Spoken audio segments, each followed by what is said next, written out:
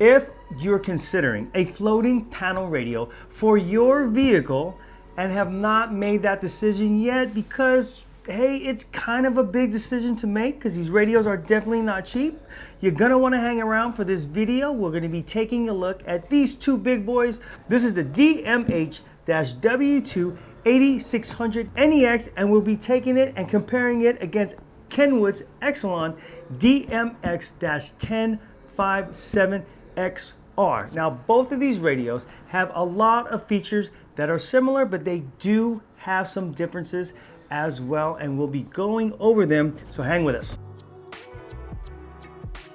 Hey, my name is Josh. I'm with Breaker Stereo and Performance, and I will be your guide in this video so we can compare these radios against each other. Okay, I'm gonna give a shout out to Elijah, who dropped a comment in our DMX1037S video giving us the idea to compare these two brands against each other. Thanks, Elijah. Also, guys, if there's something you want us to review or compare, just drop it in the comment section below.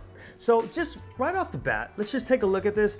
The Exelon piece, the Kenwood Exelon piece, is quite large. You have this 10.1 inch screen. It is huge, it is commanding. And then you also have your Pioneer radio, which is the same screen, but not quite as big. And of obvious reasons, you could take a look at this radio and see that this has a row of buttons that are on the bottom. And then you also have that knob. Okay, so a lot of people like the knob, some people don't like the knob, but JVC Kenwood actually makes this radio in the JVC brand, and it's pretty much identical to this, except for it doesn't have the knob.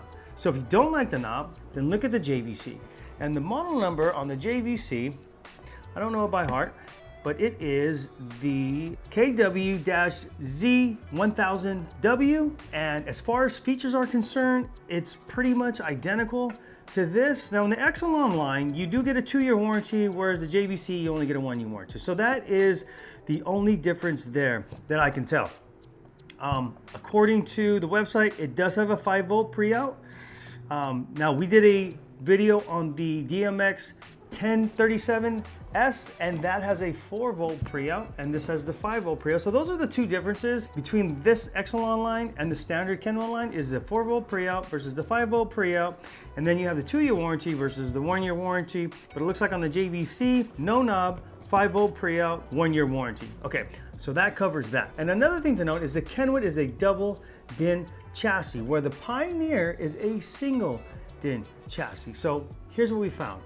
It's definitely a lot easier to do a single DIN installation versus a double DIN installation in some vehicles, because some cars just don't have a double DIN opening. So if you have an older vehicle that has a single DIN or a DIN and a half size opening, then you're gonna have a tough time getting the Kenwood in, versus the Pioneer, where we've actually done this in an older Mercedes. We've done it in GMCs prior to 2003, where they had a DIN and a half opening. So that worked out really well with the Pioneer.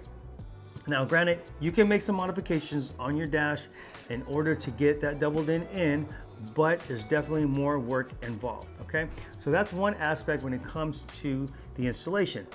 Also, what we've noticed too is the Pioneer has a micro HDMI input on the back. Now, the problem that we've had with that is that cable is kind of heavy because it is an HDMI cable, and the input is small and the connection points aren't that great. And so when you go to put it in, it will slip out.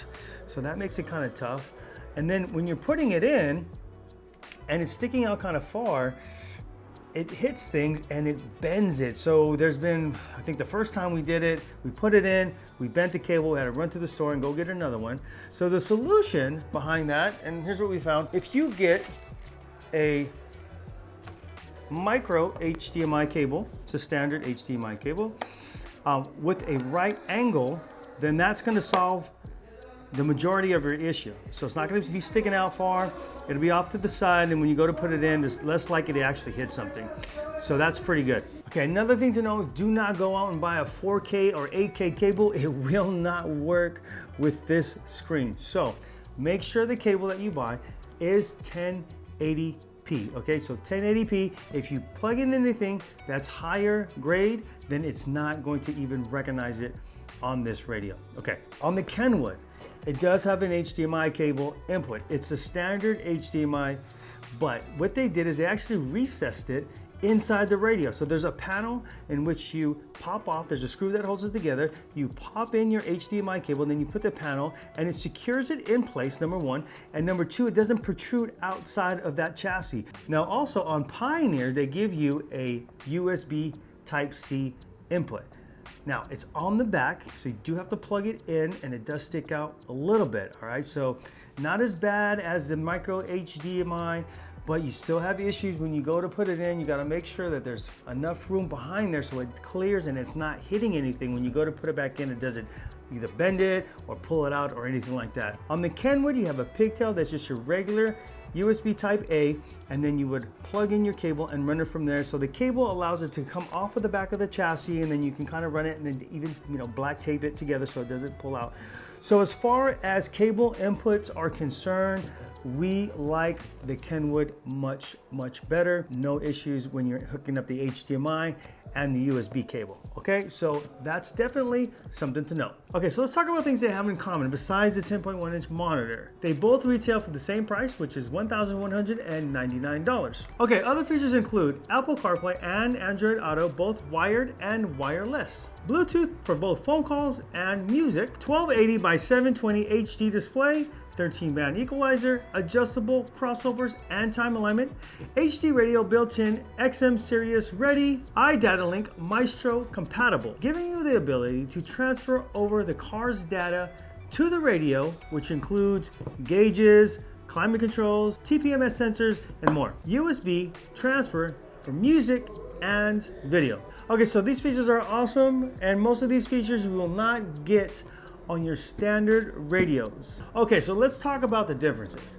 Now, as mentioned, both of these have the 1280 by 720 HD capacitive touchscreen, but the Kenwood has the bonded optical display, which gives its big, bright, bold colors, especially during the day. Now, let me break this down. Normal LCD touch panels are built like this. You have an LCD screen, then the touch panel goes over the top of it. Between those layers is an air gap. And when the sun hits the screen, because of the gap, it will wash the color out and also the picture quality. So what Kenwood did is they removed the air gap, they took the LCD screen and they bonded it directly to the touch panel. So that air gap is gone. So when the sun hits it at certain angles, you don't get that washed out look. So obviously, during the day, that's gonna make a difference. At night, in a controlled room like this, not that big of a deal. But if you're riding around during the day, that's definitely something to consider. So mark that one for Kenwood. So we talked about the pre-out section a little bit before, but let's get into a little more in depth. This has 3 sets of front, rear, and sub RCA outputs at 5 volts. This has the same 6-channel outputs, but at 4 volts. And then you might be thinking, well, 1 volt difference is really not that big of a deal. And if you're not familiar with voltage pre-out, I'll explain it super quick. Okay, so the signal coming out of the radio goes directly to the amplifier and has a direct effect on how the amp performs. So if you have a stereo that has high voltage pre-out going to the amp, then you will not have to turn the gain up as high to get the same performance. So why is that important? Because the higher you turn the gain to get performance out of that amplifier, the more heat it creates. The more heat it creates, the more distortion, and the more distortion, the greater the possibility of blowing a speaker out. So you might be thinking 1 volt's not really that big of a difference. But if you do the math, you're talking about 20%. So if you look at it from that aspect, then hey, it is a considerable difference. So mark another one for the Kenwood. Android wireless mirroring. This feature only comes with the Kenwood and works pretty well. It's pretty cool to be able to hook up your phone wirelessly without having to worry about a cable when it comes to mirroring. But Apple users, they do have a mirroring feature that does use a cable through the USB. It is kind of a pain in the butt. If you want to know how that works for Apple, check out our video on the DMX1059XR. We did an in-depth tutorial and go over that feature. But if you have an iPhone and you want a mirror, just grab a lightning cable to HDMI adapter and off you go. Now the Pioneer radio does have a feature called AV Car Assist. Now, just like the Kenwood and the iPhone mirroring, it's not really easy to use. If you're curious to see how that works, just check out the video we did on this radio. We do an in-depth tutorial and go over that as well. Okay, so Amazon Alexa. So Pioneer has Amazon Alexa built in. So if you use it at home, now you have it in your car. And you can do things like order groceries, order off Amazon, check the calendar, check the weather. And I personally think that voice is going to be big in the near future. And if you have a smart house, you know what I'm talking about. Before we continue, make sure you hit that like button and also subscribe to our channel. We're consistently putting out videos like this. You do not want to miss out. Okay, so here's a feature that Pioneer has that the Kenwood does not, but I'm not going to give Pioneer a point for this because I really think it doesn't work that well. And it's web browsing, which allows you to go directly to websites like Google, YouTube, and even stream sites like Netflix and Hulu. But it's slow and it's not responsive, and when doing the review on this radio, it was really hard to get the keyboard to type a word, and most people aren't going to be patient enough, including myself, to actually use this feature. Plus, it's not a feature you want while driving around anyway. I suggest that if you want a mirror, again, just use the HDMI cable. It's the easiest way. Not a point here, but it's worth mentioning because Kenwood doesn't have it. Okay, so camera inputs. Now, the Pioneer has rear and front camera inputs. Kenwood has 4 inputs. So you have front, rear, side camera, and then you could also do their dash camera, which is the DRV-N520. So that plugs directly into the radio, and you can see the view from the camera and also control video playback through the screen. Okay, so another point for Kenwood. Okay, so here are the pluses for the Kenwood. 3 sets of 5-volt pre-outs, 2-year warranty, 4 camera inputs, optical bonded display for clarity of screen even during the day, recessed HDMI input, pigtail USB input. Okay, so here are your pluses for the Pioneer. Single DIN chassis, a shorter, sleeker design on the screen, and Amazon Alexa. Okay, so you got a lot of really good features here on both sides. Whatever way you decide, I'm sure you'll be happy with your decision. Kenwood, excellent company, been around a long time. Pioneer has been innovators in our industry for a very long time. As far as head units are concerned, that is what Pioneer does, so you cannot go wrong with either of these. If you want to learn more about these radios, we did an in-depth tutorial on this exact radio. Make sure to check that out. On the Kenwood, we haven't put together a video for this exact radio, but we did do the DMX1057S, which is a very similar radio as mentioned, so make sure you check that out. All these radios are available on our website. Just click the links in the description below and that'll take you directly to each product page. Remember, we do have financing available. Just add to cart and choose a financing program in the checkout page. Again, my name is Josh. I'm with Breaker Stereo and Performance. Thanks for watching.